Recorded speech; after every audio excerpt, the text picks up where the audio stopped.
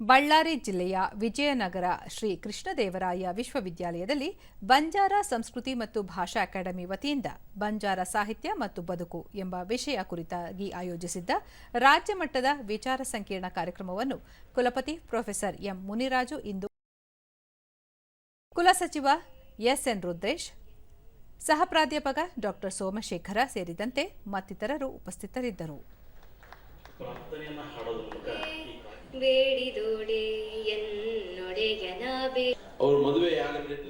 ಕುಲಪತಿ professor M Muniraju, ಆಧುನಿಕತೆಯಿಂದಾಗಿ ಪರಂಪರೆಗಳ ವೈಶಿಷ್ಟ್ಯವನ್ನು ಪ್ರತಿನಿಧಿಸುತ್ತಿದ್ದ ಸಂಸ್ಕೃತಿ ಹಾಗೂ ಸಂಪ್ರದಾಯಗಳ ಕಳೆಗುಂದುತ್ತಿವೆ.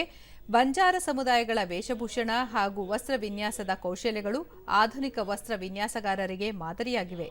ಇಂತಹ ಕಲೆ ಮತ್ತು ಸಂಸ್ಕೃತಿಗಳನ್ನು ಕಾಪಾಡುವ ಪ್ರಯತ್ನಗಳಾಗಬೇಕು ಎಂದು ತಿಳಿಸಿದರು. ಆದರೆ ಈಗಲೂ ಕೂಡ ಹಳ್ಳಿಗಳಲ್ಲಿ ಅದೇ ವಾತಾವರಣ ಇದೆ. ಪ್ರತಿಯೊಂದು ಕುಲಸಚಿವ ಎಸ್ಎನ್ ರುದ್ರೇಶ್, ಜಾಗತೀಕರಣದ ಪ್ರಭಾವದಿಂದ ದೇಶದಲ್ಲಿನ ವಿಶೇಷ ಉಪಸಂಸ್ಕೃತಿಗಳ ಅವನತಿಯಾಗುತ್ತಿದ್ದು, ಆಧುನಿಕ ಸಂಸ್ಕೃತಿಗಳ ಭರಾಟೆಯಲ್ಲಿ ಪಾರಂಪರಿಕ ಕಲೆ, ಕೌಶಲ್ಯ ಹಾಗೂ ಸಂಸ್ಕೃತಿಗಳ ಉಳಿವು ಕಷ್ಟಕರವಾಗಿದೆ ಎಂದು ಹೇಳಿದರು. ಭಾಗವಾಗಿ ಬಹಳ ಹತ್ತಿರಾದಂಥ ಸಂದರ್ಭದಲ್ಲಿ ಈ ಸಂಸ್ಕೃತಿಗಳು ನಾಶ ತಾನೇ ಆಗ್ತಾ ಹೋಗ್ತಾ ಇದೆ. ಆದರೆ ಅದನ್ನ ಉಳಿಸ್ಕೊಂಡು ಬೆಳೆಸ್ಕೊಂಡು ಹೋಗ್ಬೇಕು ಅಂತ ಹೇಳಿದ್ರೆ ಯಾರು ಆ ಸಂಸ್ಕೃತಿ ಒಂಥರ ಇರ್ತಾರೋ ಅವರೇ ಅದನ್ನ ಬೆಳೆಸಬೇಕು, ಉಳಿಸಬೇಕು. ಬಹಳ ಮುಖ್ಯವಾಗಿ ಸಹ ಪ್ರಾಧ್ಯಾಪಕ ಡಾ ಸೋಮಶೇಖರ್, ಸಾಂಸ್ಕೃತಿಕ ಶ್ರೀಮಂತಿಕೆಯನ್ನು ಕಾಪಾಡುವಲ್ಲಿ ಬಂಜಾರ ಸಮುದಾಯ ವಿಶೇಷ ಪಾತ್ರ ವಹಿಸಿದೆ. ಬಂಜಾರ ಸಮುದಾಯಗಳ ಆಚಾರ, ವಿಚಾರ ಹಾಗೂ ವೇಷಭೂಷಣ ಕಲೆಗಳನ್ನು ಕಾಪಾಡುವ ಮೂಲಕ ಮುಂದಿನ ಪೀಳಿಗೆಗೆ ಪರಿಚಯಿಸುವ ಕೆಲಸ ಮಾಡಬೇಕಿದೆ ಎಂದು ತಿಳಿಸಿದರು.